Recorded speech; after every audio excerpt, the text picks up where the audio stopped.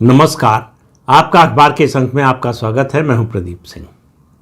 जवाबदेही, अकाउंटेबिलिटी, ये एक ऐसा शब्द है जिससे देश चलते हैं, समाज चलता है और समाज और देश की संस्थाएं चलती हैं। अकाउंटेबिलिटी ना हो, जवाबदेही ना हो तो फिर संस्थाएं जो है वो बेलगाम हो जाती हैं।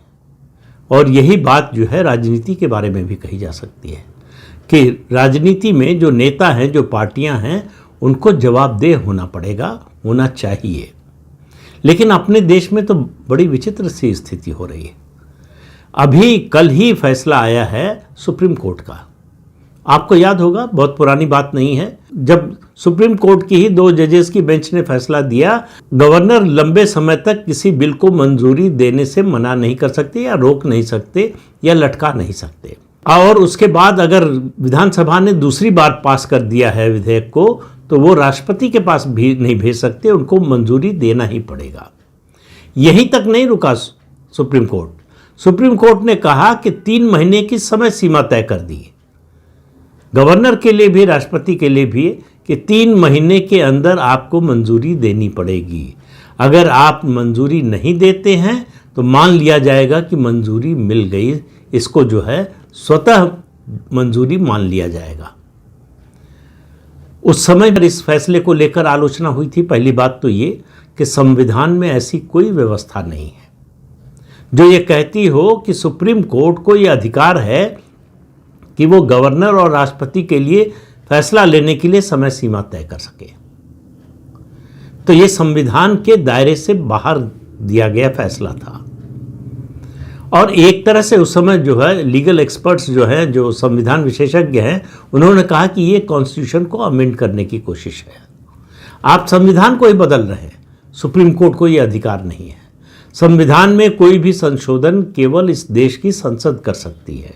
सुप्रीम कोर्ट केवल जो है, जो संवैधानिक प्रावधान है उनके अनुसार संसद जो कानून बनाती है उसकी परीक्षा कर सकती है, उसकी स्क्रूटनी कर सकती है कि ये संवैधानिक मापदंडों पर खरे उतरते हैं या नहीं। लेकिन संविधान बनाना, संविधान में जो प्रोविजन नहीं है उसको लागू कर देना या उसके अनुसार फैसला कर देना, ये सर्वोच्च अदालत के अधिकार के बाहर है। लेकिन उन 2 जजेस पर इन सब बातों का असर नहीं हुआ, उन्होंने ये फैसला दिया। अब गुरुवार को सुप्रीम कोर्ट की एक दूसरी बेंच ने कहा है कि ये जो है संविधान के दायरे से बाहर है, खास तौर से जो शक्तियों का बंटवारा है उसके विरुद्ध है ये फैसला, सुप्रीम कोर्ट का फैसला। सुप्रीम कोर्ट कह रही है कि सुप्रीम कोर्ट की बेंच का फैसला संविधान सम्मत नहीं था और ये कहा कि राष्ट्रपति और गवर्नर के फैसला लेने की समय सीमा अदालत तय नहीं कर सकती। अगर बहुत देर हो तो भी अदालत उस प्रक्रिया में हस्तक्षेप नहीं कर सकती। अगर मान लीजिए कि देर बहुत ज़्यादा हो, अदालत केवल इतना दखल दे सकती है कि वो गवर्नर को कहे कि उचित समय में फैसला ले। लेकिन क्या फैसला ले, कितने समय में फैसला ले, ये तय करने का अधिकार सुप्रीम कोर्ट को नहीं है। अब आप देखिए, ये तो संविधान में बड़ा स्पष्ट रूप से लिखा है, शक्तियों का जो विभाजन है वो भी बड़ा स्पष्ट है। ऐसे में सुप्रीम कोर्ट के उन 2 जजेस को संवैधानिक व्यवस्था के बारे में पता ना हो, ये तो कैसे कोई मान सकता है। फिर उन्होंने ये ऐसा फैसला क्यों दिया? क्योंकि सुप्रीम कोर्ट मनमानी पर उतर आया है। उसे लगता है कि वो जो भी फैसला दे वो कानून बना सकता है, वो संविधान बना सकता है, वो सरकार को निर्देश दे सकता है कि इस बारे में इस तरह का फैसला करें, इस बारे में इस तरह की नीतियां बनाएं। बात यह है कि सुप्रीम कोर्ट की ऐसी व्यवस्थाओं का उसकी जवाबदेही कौन तय करेगा? अब सुप्रीम कोर्ट ने तो ये कह दिया कि जो पुराना फैसला था वो गलत था, संविधान सम्मत नहीं था। तो अब सवाल यह है कि संविधान सम्मत फैसला जो नहीं है वो दिया क्यों गया, और जिन लोगों ने दिया उनकी जवाबदेही क्या है? अब ये फैसला, जो ताज़ा फैसला आया है, उस फैसले के बाद राष्ट्रपति द्रौपदी मुर्मू ने कुछ सवाल लिखकर सुप्रीम कोर्ट को भेजे और कुछ मुद्दे उठाए। उनमें यही सब बातें कही गई थी कि क्या सुप्रीम कोर्ट को यह अधिकार है, क्या सुप्रीम कोर्ट को यह अधिकार है, क्या सुप्रीम कोर्ट ऐसा कर सकता है। अब जवाब आया, उस मुद्दे पर सुनवाई और विचार करने के बाद सुप्रीम कोर्ट कह रहा है कि नहीं, सुप्रीम कोर्ट को यह अधिकार नहीं है। तो जो सुप्रीम कोर्ट को अधिकार ही नहीं है, जो व्यवस्था संविधान में ही नहीं है, उसके आधार पर कैसे सुप्रीम कोर्ट की एक बेंच ने फैसला दिया? तो ये जवाबदेही कौन तय करेगा? कहीं तो ये सीमा आनी चाहिए कि भाई यहां पर आकर रुक जाइए, दिस फार नो फर्दर, कि इसके आगे आप नहीं जा सकते। आप संवैधानिक व्यवस्था की या संविधान की व्याख्या में मतभेद हो सकते हैं।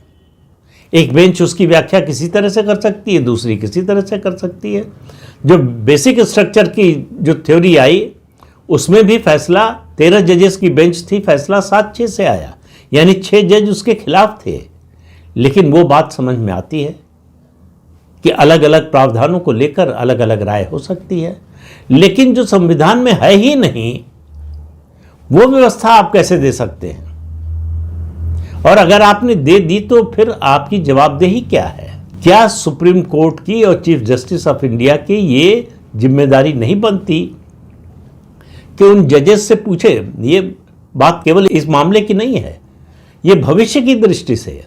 सुप्रीम कोर्ट को कम से कम इस बात पर तो विचार करना चाहिए कि पिछले 5 साल, 10 साल, 15 साल, 20, कोई समय सीमा वो तय कर ले, कोई कट ऑफ डेट तय कर ले कि इतनी अवधि के दौरान उसने जो फैसले दिए उनमें से कितने जो है सुप्रीम कोर्ट ने ही पलट दिए। लोअर कोर्ट का फैसला पलट दे हाई कोर्ट, ये समझ में आता है। हाई कोर्ट का फैसला सुप्रीम कोर्ट पलट दे, ये समझ में आता है। लेकिन अब सुप्रीम कोर्ट अपने ही फैसले को पलट दे, ये rare of the rarest case में तो संभव हो सकता है कि कुछ पहलू थे जिन पर विचार नहीं हुआ उस समय, क्योंकि सुप्रीम कोर्ट के सामने जो है कुछ नए तथ्य नहीं आते। सुप्रीम कोर्ट एक कॉन्स्टिट्यूशनल कोर्ट है, हाई कोर्ट भी कॉन्स्टिट्यूशनल कोर्ट है।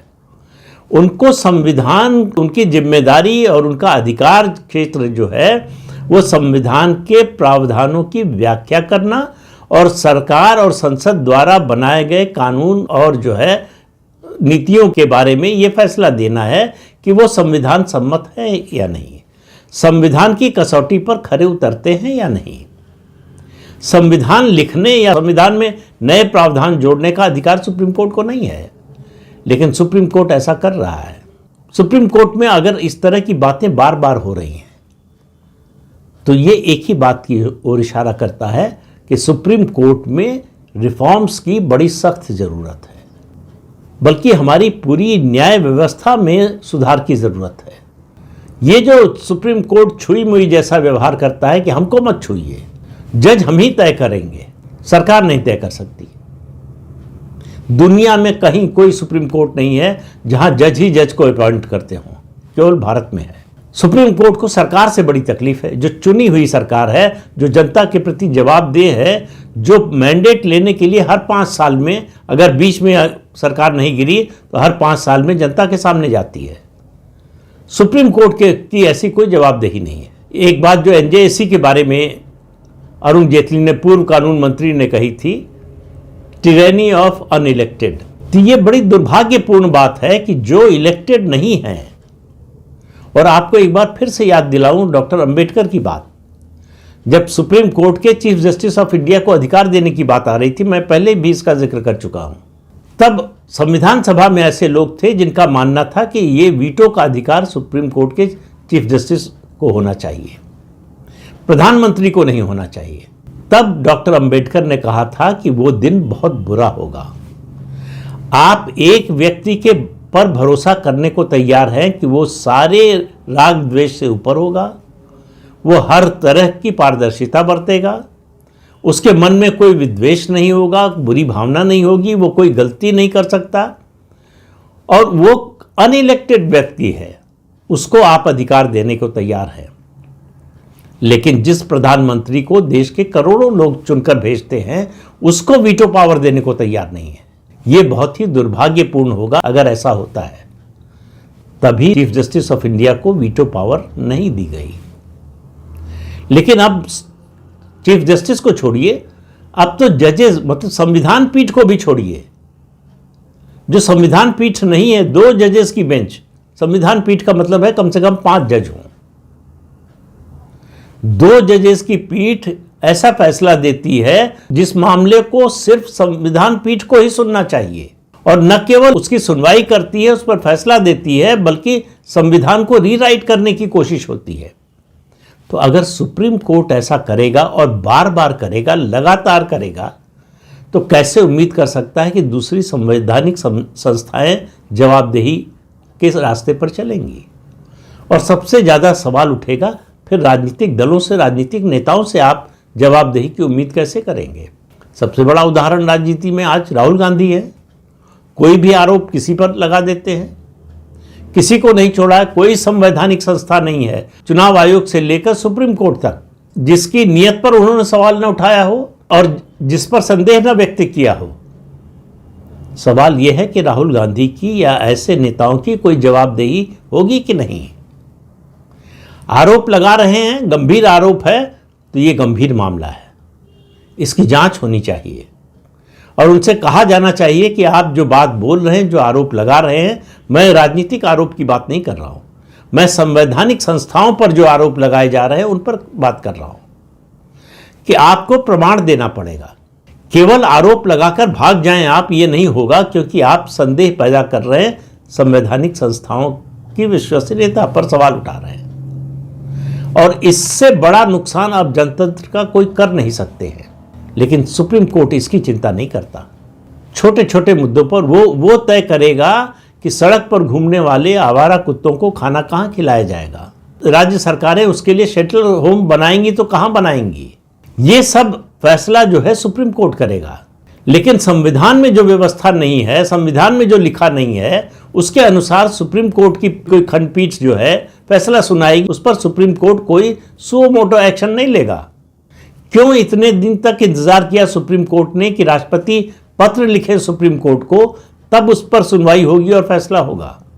जिस दिन वो फैसला आया उसी दिन क्यों नहीं सीजीआई ने इसका स्वतः संज्ञान लिया, या सुप्रीम कोर्ट की कॉलेजियम ने क्यों नहीं स्वतः संज्ञान लिया?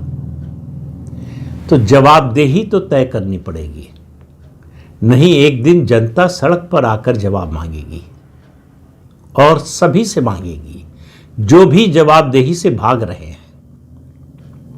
आपको बताना पड़ेगा, सरकार को तो हर 5 साल में बताना पड़ता है, नेताओं को हर 5 साल में बताना पड़ता है कि उन्होंने जो वादा किया था पूरा क्यों नहीं किया, उन्होंने जो घोषणा की थी, जो नीतियां बताई थी, उनको लागू क्यों नहीं किया, नीतियां लागू की तो उसमें गड़बड़ी क्यों हुई। इन सब सवालों का जवाब अगर लगातार नहीं तो कम से कम 5 साल में एक बार तो नेताओं को, सरकारों को देना ही पड़ता है। लेकिन ये अनइलेक्टेड संस्थाओं का क्या, इनकी जवाबदेही कैसे तय हो? और ये सेल्फ रेगुलेशन से बड़ा धोखा कुछ नहीं है। अपने देश में, मैं विदेशों की नहीं जानता, अपने देश में कोई ऐसी संस्था नहीं है जो सेल्फ रेगुलेशन का प्रभावी इस्तेमाल करती हो। कोई सेल्फ रेगुलेशन नहीं होता। आपको नियम बनाने पड़ेंगे, आपको अगर संवैधानिक संस्था है तो उसके लिए संविधान में व्यवस्था करनी पड़ेगी। बिना उसके आप एक तरह से पूरे जनतंत्र को और पूरे देश को खतरे में डाल रहे हैं। अभी एक दिन पहले ही मैंने जम्मू कश्मीर में विधानसभा चुनाव कराने की बात कही थी। सुप्रीम कोर्ट को क्या अधिकार है कि वो तय करे कि राष्ट्रीय सुरक्षा से जुड़ा हुआ जिस प्रदेश का मामला हो वहां तय करे वो कि कब चुनाव कराए जाए। सुप्रीम कोर्ट ये कहे कि चुनाव होना चाहिए, चुनी हुई सरकार होनी चाहिए, ये बात समझ में आती है। लेकिन सुप्रीम कोर्ट तारीख तय करे कि इस तारीख तक चुनाव कराइए। सरकार को मालूम है कि वहां की आंतरिक सुरक्षा की स्थिति क्या है, देश के लिए किस तरह के खतरे हैं, देश की सुरक्षा के लिए किस तरह के खतरे हैं, आतंकवाद और अलगाववाद का किस तरह का खतरा है। ये सब, इनमें से कोई जानकारी सुप्रीम कोर्ट के पास नहीं है। फिर भी वो फैसला सुनाएगा कि इस तारीख तक चुनाव कराइए। उस चुनाव का नतीजा क्या होगा? उस चुनाव का नतीजा पूरा देश भुगत रहा है। कोई सुप्रीम कोर्ट का कोई जज उसकी जवाबदेही लेगा क्या? और अभी तो ये शुरुआत हुई है। अभी कश्मीर में ये जो चुनाव कराने की गलती की है, मैं कहता हूं पाप किया है सुप्रीम कोर्ट ने, जो सरकार पर दबाव डालकर जबरदस्ती चुनाव करवाए हैं, उसका खामियाजा पूरा देश भुगतेगा। और आने वाले समय में जो कुछ 5 अगस्त 2019 को प्रधानमंत्री नरेंद्र मोदी की सरकार ने जो उपलब्धि हासिल की थी, उस सब को नेगेट करने का काम सुप्रीम कोर्ट के एक फैसले ने किया, एक निर्देश ने किया। तो आखिर में फिर सवाल वही है, जवाबदेही का। कि आपने ये फैसला क्यों दिया और कल जो फैसला आया है वो क्यों आया है। पहले का फैसला गलत था तो उस गलती का जिम्मेदार कौन है। तो इस अंक में इतना ही। अगले अंक में फिर मिलेंगे किसी नए मुद्दे के साथ। तब तक के लिए अनुमति दीजिए। आपसे अनुरोध है कि चैनल देखिए, शेयर कीजिए, लाइक कीजिए और सब्सक्राइब जरूर कीजिए। नमस्कार।